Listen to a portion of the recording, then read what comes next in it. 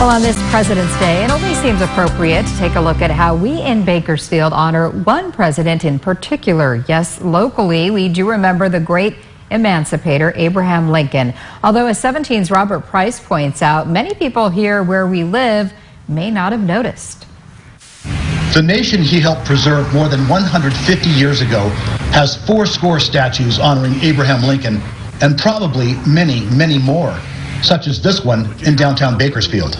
Because unlike the statue of Father Garces at the center of the Garces Circle, he's tucked away off the sidewalk between 2 giant palms on the side of the county's Hall of Records, where he faces a statue of Colonel Thomas Baker across Truxtun Avenue. The statue, a bust actually, was dedicated on February 12, 1927, 94 years ago, a gift from the Argonaut Club. And it was a major event in this city of then 26,000. The sculptor was Peter David Edstrom, born in Sweden, raised in Iowa, settled in Los Angeles. Bakersfield's sculpture is a copy of the one he worked on for 4 years, unveiling it in LA in 1925. He called it the Monumental Lincoln. And this is one of 3 replicas known to exist. The others are in Riverside and Redlands. It might seem hard to fathom, but Lincoln's image has taken something of a beating.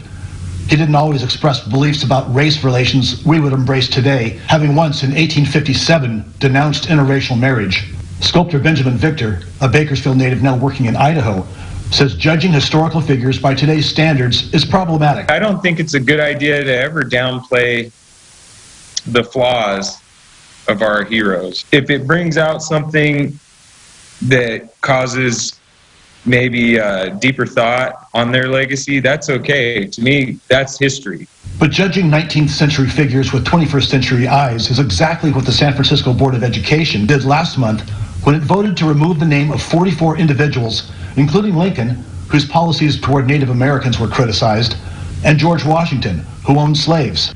They want to remove those names from 44 schools in the city. The move further cemented San Francisco's image as a bastion of liberalism, said Democratic strategist Brian Brokaw after the 6-1 vote. Quote, "We've become parodies of ourselves." Presidents have been in the news over the past 6 weeks, 2 presidents in particular, and many of us look forward to not hearing any more about them for a while.